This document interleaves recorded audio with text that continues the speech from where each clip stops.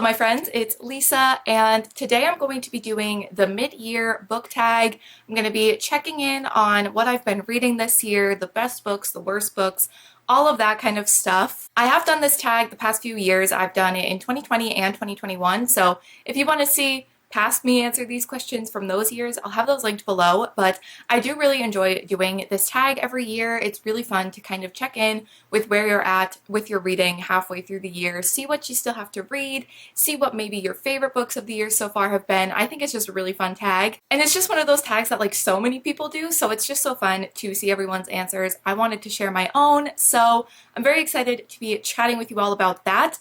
But before we get into the mid-year book tag, I wanted to quickly thank today's sponsor, which is Ana Luisa. I have worked with Ana Luisa for about a year now. I think it was my mid-year book tag last year, which was the first sponsorship I had with them, and I still am just as in love with the company and the products as I was a year ago. Ana Luisa is a very sustainable brand. They are both carbon neutral with their packaging as well as their products, which I find really, really cool and really great to see such a big company doing that and making steps to help our environment. They also have high quality products, but for a very reasonable price. They aren't doing any markups that a lot of other luxury jewelry brands are doing, but they have very high quality pieces at very low prices. And I just think that that's so great. And I just absolutely love their jewelry. I wear it all the time. I basically, if I'm wearing jewelry, it's Ana Luisa, and I'm always getting compliments on my jewelry from friends and family whenever I'm wearing new pieces. So I just think it's so stunning, and I always feel so confident and beautiful when I put on their pieces. So Ana Luisa sent me 3 different pieces to share with you all. So first I have the Lee Mauve earrings, or mauve. Is it mauve or is it mauve? Unsure. But I love these earrings. I think that they are so dainty and so beautiful and just so to my taste. Plus the fact that they're kind of like this pinky tannish nude kind of color is just so up my alley. The second I saw these, I was like, yeah, you're coming home with me.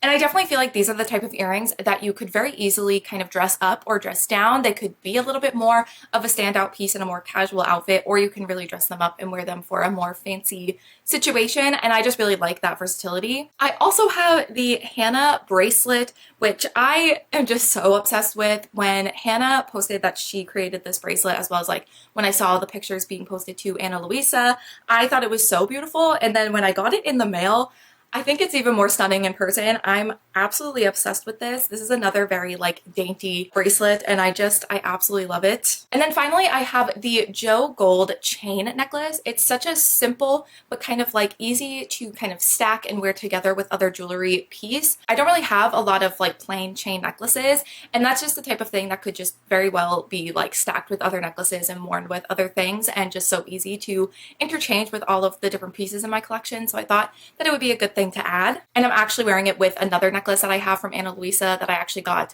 a year ago, and I think you can kind of tell that this necklace has really held up. It still looks just brand new. It looks so shiny and beautiful, and I'm still wearing it a year later. I just absolutely love Ana Luisa's jewelry. I think all of the pieces are so stunning and so high quality. So Ana Luisa, like I've said, has very high quality jewelry, but they have pieces starting at just $39.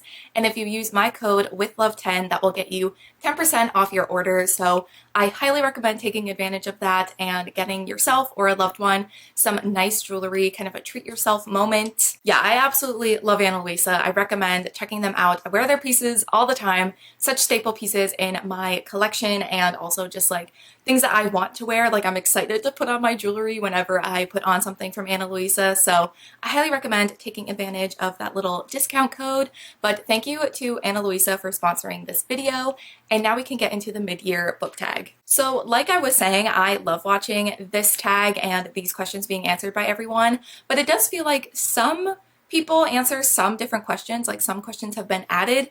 I don't know when or how or who added these questions, but I'm gonna try and do as many questions as I could find in different variations of this tag. So the first question for this tag is the best book you've read so far this year, and without a doubt, All My Rage by Sabatier is the best book I've read so far this year. I feel like I haven't stopped talking about this book, but I'm also not going to stop until everyone reads it.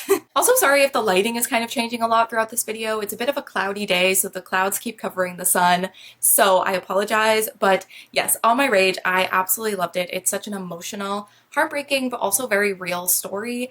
And I was so invested in this story. It was one of those books that I started reading and then I had to put down to read something else for some reason. I think like a hold came in on my library or something. Or it was a readathon. That's what it was. A readathon happened, so I put it down. And then I was concerned that because I had spent a week not reading it, that it would take me a while to get back into the story. But within like reading a page of this book, I was right back in. I was sucked in, and I just really connected with these characters. Not because of necessarily like I could relate to the things that they experienced, but I just found their problems and the things that they were experiencing very real. And I could very much like sympathize with what they were going through. And I was also like rooting for them by the end of the book and wanting them to be successful, and was really stressed for them when they would make some silly decisions, but like I can understand why. I love this book so much, and I simply will not rest until I make everyone who has ever stumbled across my channel read this book. And Sama Tahira as an author is just absolutely incredible. She is so talented and just creates characters and just crafts certain sentences in a way that makes you feel so much. So yeah, absolutely loved this, and will probably be my favorite book of the year, like my #1 favorite. I don't know how that could change, but like, you never know. But I feel like this might be my favorite book of the year at the end of the year. Okay, so the next question is the best sequel you've read so far this year, and I do have a few options. I very rarely can pick one book for each question for any tag that I've ever done, so I have a few. So the first one is Heartstopper Volume 4 by Alice Oseman. Who's surprised I'm talking about Heartstopper again? Absolutely no one. But this is a series where you're following Nick and Charlie as they enter a relationship and kind of just go through the motions of figuring out their relationship, facing challenges, facing difficulties with their mental health, and being there for each other. And it's mostly a very like fluffy and happy series. This book in particular, this volume I should say, was a little bit more emotional. You very much deal with Charlie's mental health in this book. It's very much a focus of this story and this volume, and it was very emotional to read. It made me cry. But it was really good, and I just absolutely love Heartstopper, so I had to mention Volume 4. Another one I wanted to mention is As Good as Dead by Holly Jackson. This is the third and final book in the Good Girls Guide to Murder trilogy, and I just love this entire trilogy, but I thought this final book was incredible. This series, you're following Pip as she tries to solve a variety of mysteries that happen in her town. Each book kind of has its own mystery that it follows, but there is like an overarching story throughout all of the books, and I just loved the way everything came together in this book, how Holly Jackson took things from the first two books and made them come up again in this one, and just the way, like the direction this book went was really unexpected for me, and I just absolutely loved it. So yes, another favorite sequel for sure. And the final one I wanted to mention for this question is Take a Hint, Danny Brown by Talia Hibbert. This is the second book in the Brown Sisters trilogy, or like companion trilogy. And this one is a romance following Danny Brown and Saphir as they enter this like fake dating relationship because it can benefit both of them. They both have things that they want to be doing and want to be accomplishing, and entering a fake relationship will help them with that. And it's just so cute. I had the best time reading it. I love Danny Brown. I love Saphir. It was just quite a fun time for me, so I wanted to mention this as well. So the next question is a new release you haven't read yet but want to, and I'm just gonna look at my 2022 releases shelf on Goodreads because I'm sure there are so many. Daughter of the Moon Goddess by Sue Lynn Tan I would love to read. Ophelia After All by Raquel Marie I really want to read. I've heard so many good things about that book. Delilah Green Doesn't Care by Ashley Herring Blake. Ooh, A Magic Steeped in Poison by Judy Idlin. I think the magic system has to do with tea, and it just sounds really interesting, so I'd love to read that. The Romantic Agenda by Claire Kahn, The Marvelers by Danielle Clayton, Book Lovers by Emily Henry, Once Upon a K-Prom by Kat Cho, Home Field Advantage by Dahlia Adler. Like, there's so many on here that I have yet to read that have come out in the first half, so there's so many I didn't even mention, but those are probably the ones I'm like the most interested in and want to read soon, or soonish. I'm not the best at reading new releases. It's fine.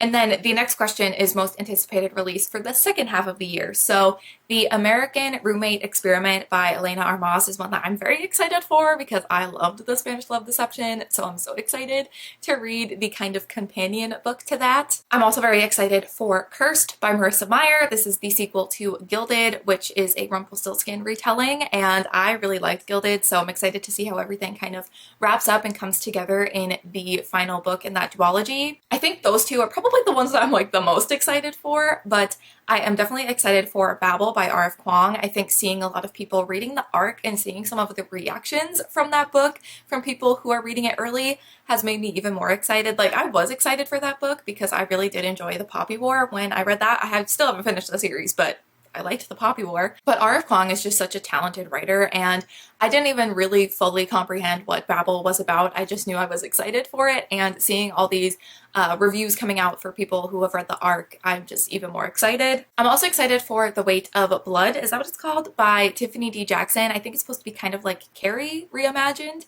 and Tiffany D. Jackson is just an incredible writer. I absolutely loved Monday's Not Coming. I really liked Grown.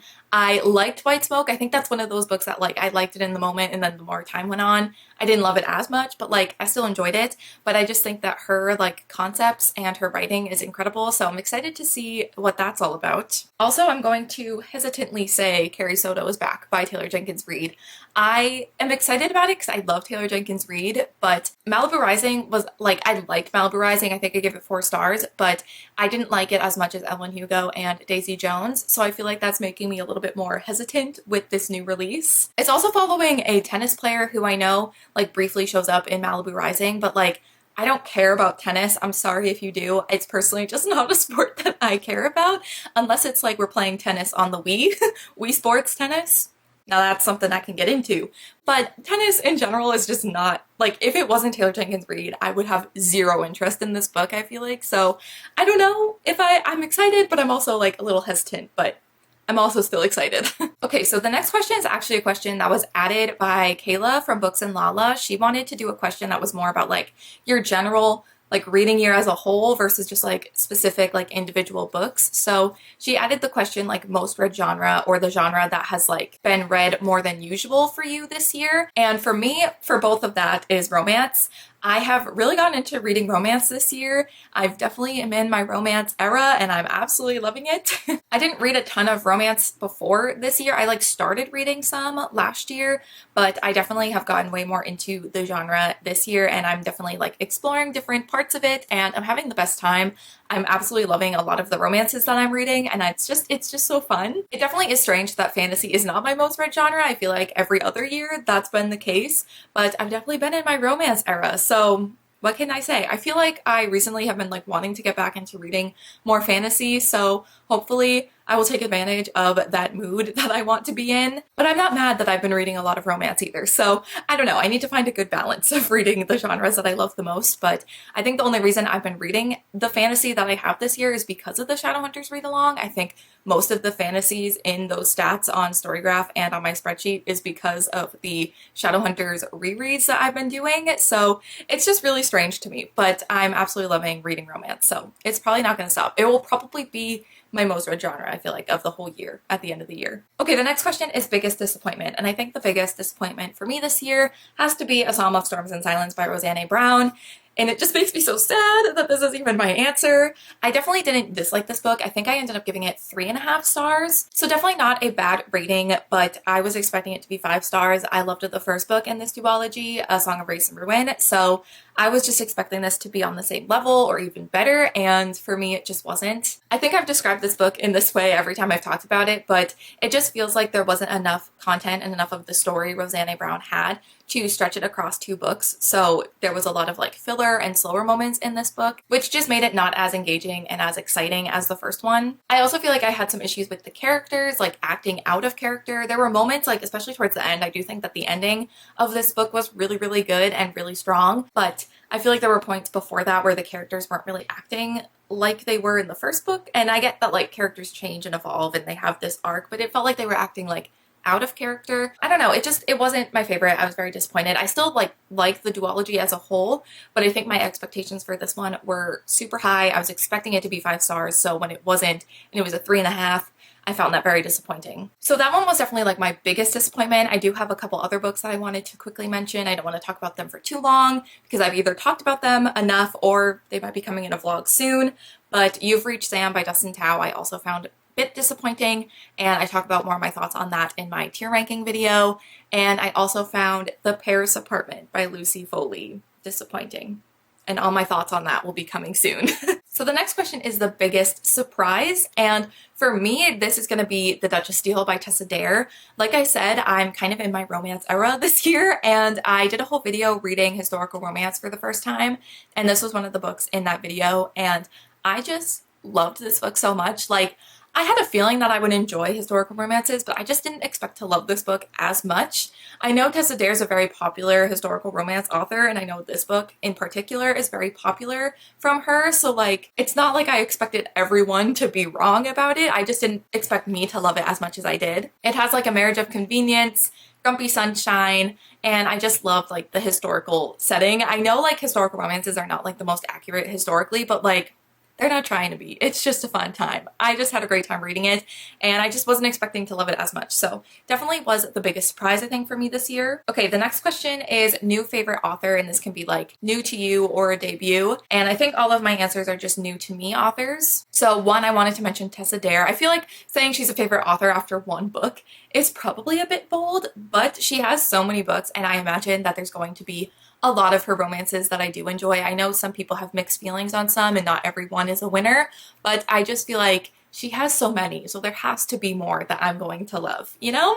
I also wanted to mention Kristen Kishore, who wrote Graceling. I read this for my 5-star predictions vlog, the first one that I did, and I really enjoyed this book. I really liked the writing, I really liked the characters, I liked the world, and I ended up buying the rest of the series, so I'm so excited to get more into the series and meet more characters and to read more from her writing, but I definitely think she's going to be an author that I want to check out continuously going forward. And then I also wanted to mention Emily Henry because I read Beach Read, and spoiler for a vlog that's coming soon, but I really liked it. And all three of these authors, I've only read one book from them, so I don't know if they will continue to be favorite authors of mine, but just based off of these first books that I've read from them, these first impressions, I definitely think that they're going to be authors that I want to read a lot more from and will be excited to pick up new releases from them in the future. The next question is newest fictional crush. So like I've been saying, I've been reading a lot of romance this year, so I actually feel like I have an answer for this question this year. I feel like this is the question every year that I'm just like, I don't know.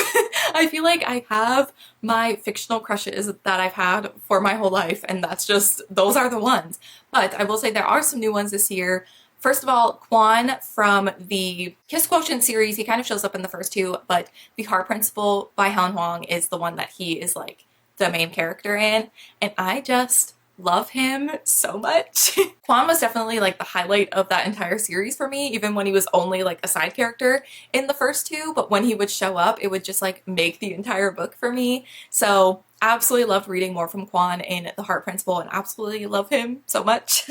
I also wanted to mention Zafir from Take and Danny Brown. He's just a soft cinnamon roll man, and I just love him. Also, Gus Everett from Beach Read.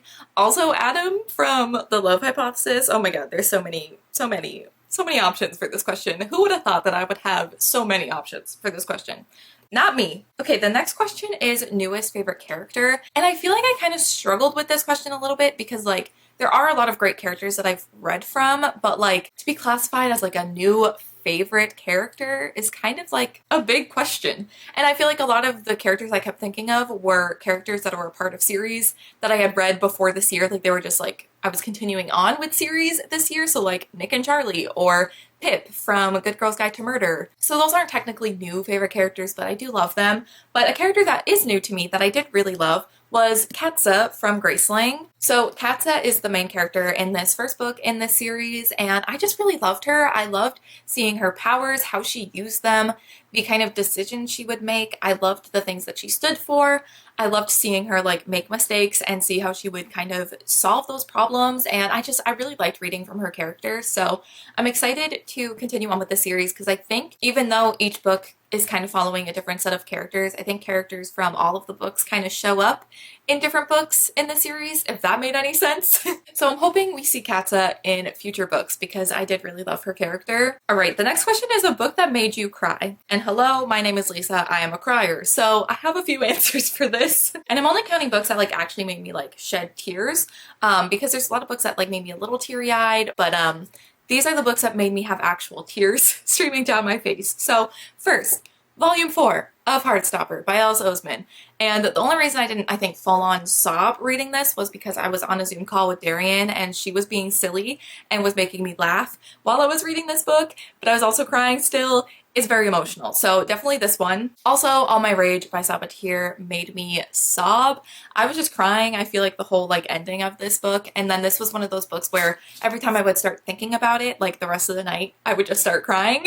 Another book that definitely made me cry was Pachinko by Min-Jin Lee. This book was just like a very like emotional and kind of difficult book to read. It was very sad throughout the whole thing, and then I feel like at the end of the book, the final like chapter, the final like 5 pages of this book, you're in the perspective of the character that you've seen throughout this entire novel and you've seen what she has experienced.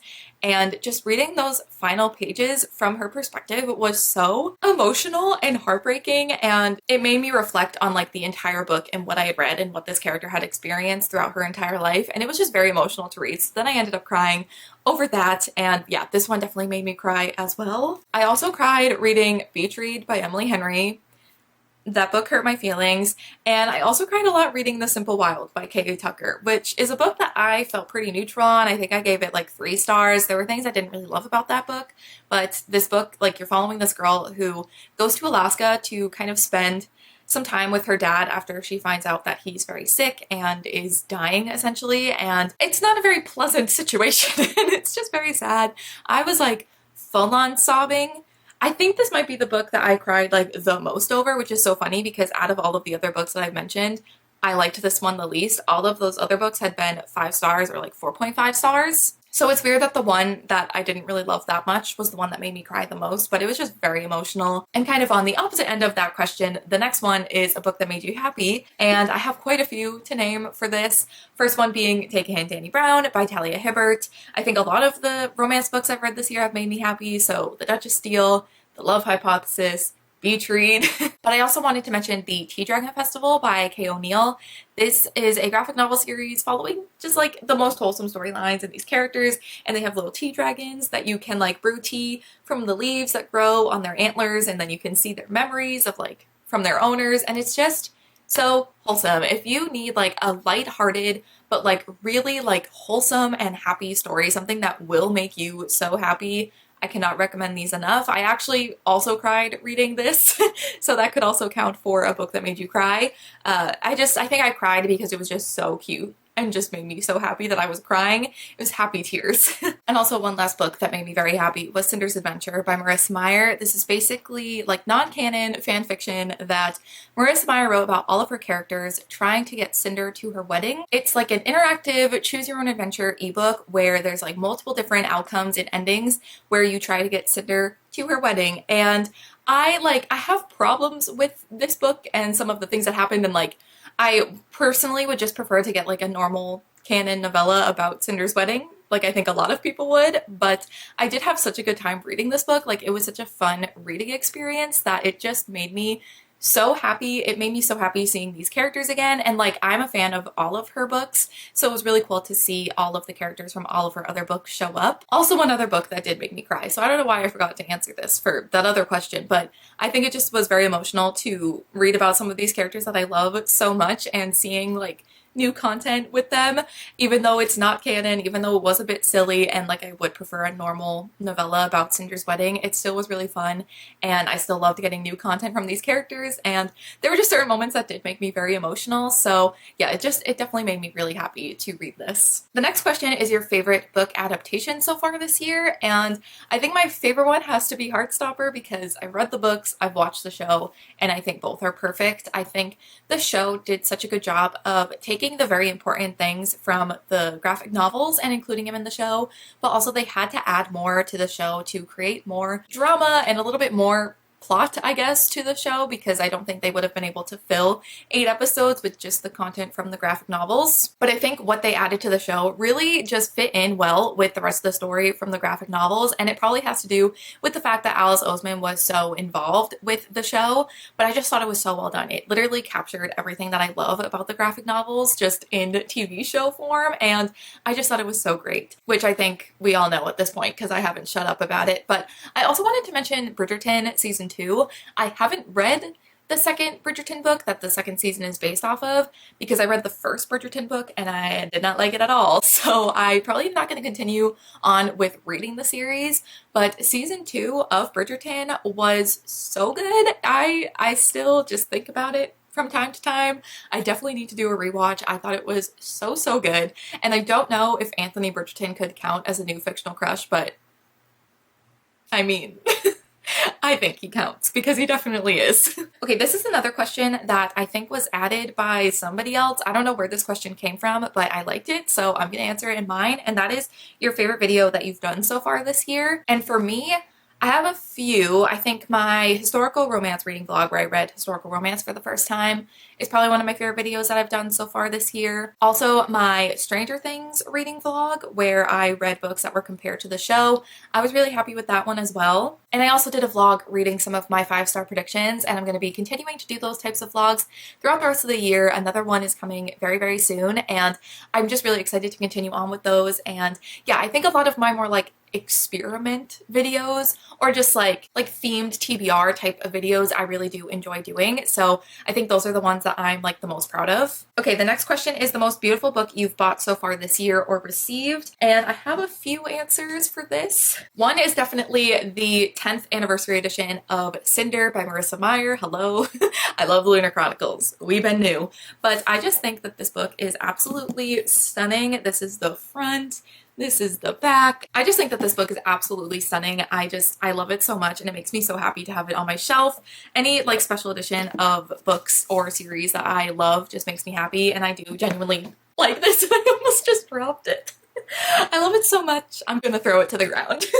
I also wanted to talk about the Graceling series. I feel like held up these books so many times on my channel, and I've only read one of them. But Graceling is absolutely stunning, and then we have Fire, and then we have Winterkeep and Bitterblue, and I just think that these books and these new covers are just absolutely stunning. I didn't mind the original covers, I think because they were so like 2010 YA book cover-esque, and I kind of liked them, but these new ones are just absolutely stunning. So very excited to own these because they're such beautiful books, and I'm hoping that they are beautiful on the inside. The first one was, so I'm hopeful for the rest of the series. So the final question for this tag is, what books do you need to read by the end of the year? And I have so many. I never know how to answer this question because it's just like, there are so many ways I could answer it. There's so many books that I want to read. I can definitely say the rest of my 5-star predictions from the beginning of the year I want to read. Before the end of the year, I want to continuously put out those vlogs. So those are some books that I definitely will be prioritizing. I also just have a lot of series and duologies and trilogies that I've started this year and in years past that I want to continue to make progress in. So I think finishing up some of those next books in series that I've started is definitely a priority. I don't really have anything specific because there's so many series that I've started. So like all of them. But yeah, I mean, there's a ton of books that I want to read by the end of the year. So I never know how to answer this question. But that was the last question, so that is it for the mid-year book tag. I definitely like reflecting on my reading so far this year. I definitely have had some good books, some bad books, and I'm hoping the second half of the year is a little bit better for me. I definitely haven't had a bad reading year, but I don't have as many 5-star reads as I would like. So I'm hoping the second half of the year is a little bit better for me. Definitely let me know any of your answers to these questions down below in the comments. Definitely let me know your best book and worst book of the year. I'd love to know. And also don't forget to check out Ana Luisa. I will have a link to their website at the top of my description. You can go and check out their jewelry, and also make sure you take advantage of the code WITHLOVE10 to get 10% off your order. I absolutely love their jewelry so much, as we know, so definitely would take advantage of that. But that is going to be it for this video, so thank you guys so much for watching, and I will see you in my next one. Bye!